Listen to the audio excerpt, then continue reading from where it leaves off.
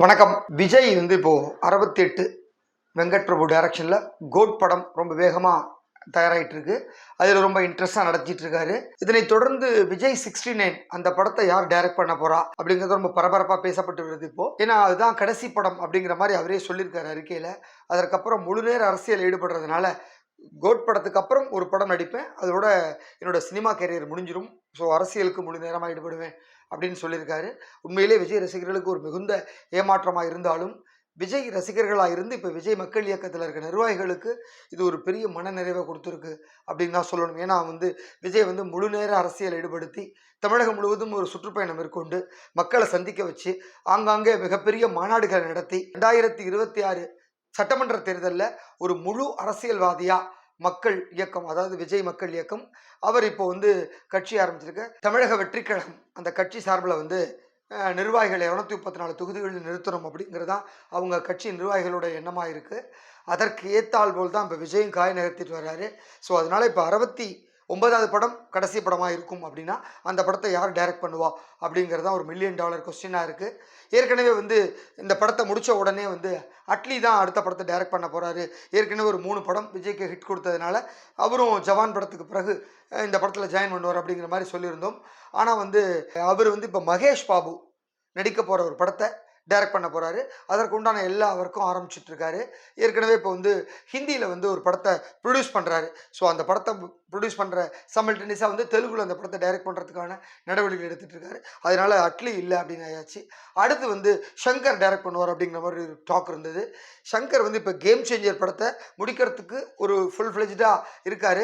அந்த meanwhile Indian 2ஓட ஏற்கனவே ஒரு போர்ஷன் சொல்லி இப்போ 2 போர்ஷனாக மாறினதுனால ஸோ 2 பார்ட்டோட வேலையும் ரொம்ப வேகமாக நடத்திட்டு இருக்காரு கமலை வச்சு. ஏன்னா கமலும் எலெக்ஷனுக்கு போகிறதுனால அதுக்குள்ளே கமலையும் முடிச்சுக்கணும் அப்படிங்கிறதுனால கமலோட பகுதிகளில் ரொம்ப வேகமாக ஷூட் பண்ணிட்டு இருக்காரு. அதனால ஷங்கரும் கமிட் ஆகலை.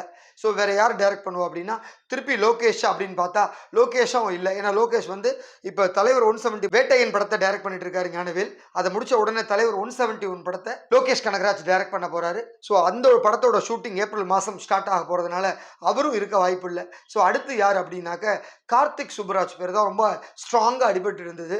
அது மாதிரி ஒரு லைன் சொல்லி வச்சுருந்தார் விஜய் கிட்ட. விஜய்க்கும் அது பிடிச்சிருந்ததுனால கொஞ்சம் பொலிட்டிக்கல் ஒரு பேக்ட்ராப்பில் நடக்கிற கதை அப்படிங்கிறதுனால அதுதான் 99% இருக்கும் அப்படிங்கிற மாதிரி சொல்லி வச்சுருக்காங்க. இதற்கிடையே கௌதம் வாசுதேவ் மேனன் இது வரைக்கும் டாப் ஹீரோ எல்லாருமே கௌதம் மேனன் படத்தில் நடிச்சிட்டாங்க. ஸோ நடிக்காத ஒரே நடிகர் அப்படின்னாக்க அது விஜய் தான். அதனால் விஜய் படத்தை கௌதம் மேனன் டைரக்ட் பண்ணுறதுக்கு ஒரு வாய்ப்பு இருக்குது அப்படிங்கிற மாதிரி சொல்கிறாங்க. நேற்றைய தினம் ஜோஷ்வா இமை போல் காக்க அப்படிங்கிற ஒரு படத்தை ஜிவிஎம் டைரக்ட் பண்ணியிருக்காரு. அதில் வருண் தான் ஹீரோவாக பண்ணியிருக்காரு. வேல்ஸ் ஃபிலிம் தயாரிச்சிருக்காங்க அந்த படத்தை. அந்த படம் மார்ச் 1 ரிலீஸ் ஆகுது.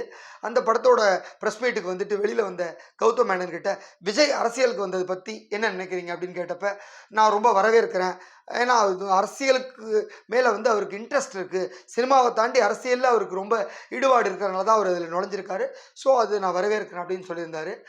விஜய் படத்தை நீங்கள் டைரக்ட் பண்ணுறதுக்கு வாய்ப்பு இருக்குமா அப்படின்னு கேட்டால் கண்டிப்பாக அவர் ஓகேன்னு சொன்னால் நான் பண்ண ரெடியாக இருக்கேன், எங்கிட்ட ஒரு லைன் கூட இருக்குது அப்படிங்கிற மாதிரி தான் கௌதம் மேனன் சொல்லியிருக்காரு.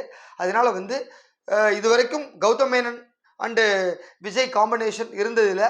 ஸோ அவங்க 2 பேரும் இணைஞ்சா ஒரு புது காம்பினேஷனாக இருக்கும். ஸோ விஜயும் ஒரு லாஸ்ட்டு படத்தை ரொம்ப ஒரு ரிதமிக்காக கொடுக்கறதுக்கான வாய்ப்புகள் இருக்கும் அப்படிங்கிற மாதிரிலாம் ரசிகர்கள் எதிர்பார்க்க ஆரம்பிச்சிட்டாங்க. இப்போவே அது நடந்தால் ரசிகர்களுக்கு ரொம்ப கொண்டாட்டமாக இருக்கும். ஆனால் அது நடக்குமா அப்படிங்கிறது தெரியல. ஆனால் கௌதம் மேனன் கிட்ட விஜய்க்கான ஒன்லைன் ஸ்டோரி இருக்குது. ஸோ விஜய் மனசு வச்சா கௌதம் மேனன் இந்த படத்தை இயக்கிறதுக்கு வாய்ப்புகள் இருக்குது. ஸோ கடைசி படமான விஜய் 69 படத்தை ஒன்று கார்த்திக் சுப்புராஜ் இயக்கணும், இல்லை கௌதம் வாசுதேவ் மேனன் இயக்கணும். இவங்க 2 பேரை விட்டால் இப்போதைக்கு இண்டஸ்ட்ரியில் இல்லை அப்படிங்கிற மாதிரி தான் முடிஞ்சிருக்கு. ஸோ கௌதம் மேனனும் அதுக்கு பச்சை கொடி காட்டியிருக்காரு. விஜய் அதுக்கு ஓகே சொன்னால் இந்த படம் டேக் ஆஃப் ஆகிடும் அப்படிங்கிறது தான் ஒரு ஃபைனலாக நிற்குது. ஸோ கூடிய சீக்கிரம் அந்த அடுத்த படத்திற்கான அறிவிப்பும் வரலாம் அப்படிங்கிறது ரொம்ப பரபரப்பாக இருக்குது. ஒன்று இந்த நாடாளுமன்ற தேர்தல் முடிஞ்ச உடனே வரலாம், இல்லை அதுக்கு முன்னாடியே அறிவிப்பு வெளியாகிடலாம் அப்படிங்கிற மாதிரி சொல்கிறாங்க. எப்படி இருந்தாலும் ஏப்ரல் 15க்குள்ளே கோட் படத்தோட ஷூட்டிங்கே முடிஞ்சு போயிடும் அப்படிங்கிற மாதிரி தான் சொல்கிறாங்க.